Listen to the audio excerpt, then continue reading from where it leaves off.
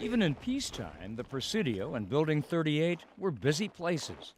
Cold War tensions required a strong military presence. So this was an active post, very active post. Biggest employer in the city of San Francisco, other than the city itself, was 6th Army headquarters. By the late 1950s and early 60s, the perceived threat of communism and nuclear war peaked. Duck and cover. As the public practiced duck and cover drills, the basement of Building 38 was designated as a fallout shelter.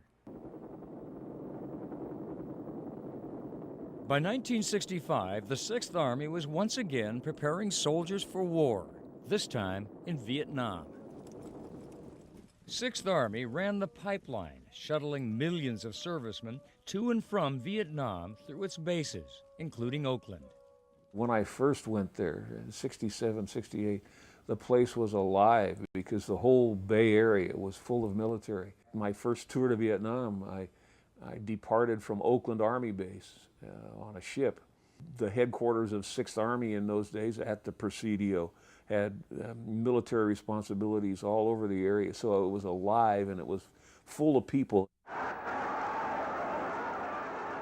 It was also increasingly full of people opposed to the war. As the death toll mounted in Vietnam, the war resistance movement was born. The Bay Area was ground zero for anti-war activity, and the Bay Area's military bases were often the target. Many young people staged their own personal protests by resisting the draft. Refusing to ship out, they often went AWOL once they got to San Francisco. Some, like Keith Mather, did so quite publicly. What prompted you to make this decision? Being recycled into a company that was bound for Vietnam and knowing that I couldn't fight. I wasn't going to Vietnam. I told them I wasn't going to Vietnam when I was drafted. No, I'm not going. And I went AWOL 3 different times. Resistors who went AWOL and were caught were brought to the Presidio to face court-martial by the 6th Army and the commanding general in Building 38. Some, like Mather and Randy Rowland, were incarcerated not far away on the base. Building 1213, formerly known as the Presidio Stockade.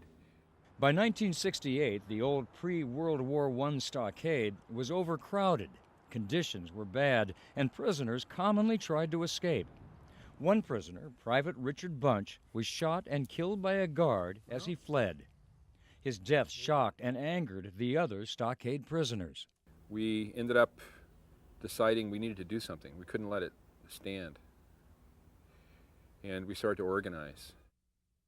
The prisoners decided they would stage a peaceful protest during morning roll call in the stockade yard. It was a small action that made big headlines and became known as the Presidio Mutiny. In October 68, the famous Presidio Mutiny occurred. My office was in a 3-story building, and I looked right down into the exercise yard of the stockade. It was right in here. Right about here, yeah. Yeah. We just sat down. We locked arms, kind of got close to each other. We started singing We Shall Overcome. It was the only song we all knew. It didn't look like a mutiny to me. It looked like some people refused to obey orders. But General Stanley Larson at 6th Army headquarters in Building 38 decided it was time to send a message. The 27 men who participated in the protest were charged with mutiny, a crime that carries the death penalty. Of course, we were singing We Shall Overcome, so, when you think about,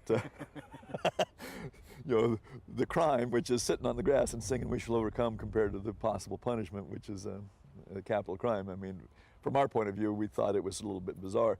They were deadly serious. The charges did not stand. After one of the longest trials in military history, the men were found guilty, but only of willful disobedience. There's no way I can tell you what General Larson was thinking.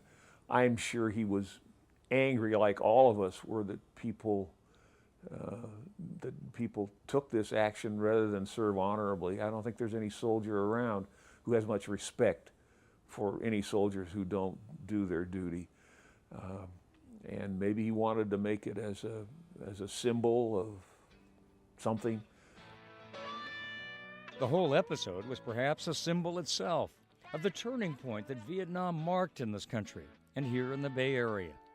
A new tension now existed between the civilian and military communities that had not existed before.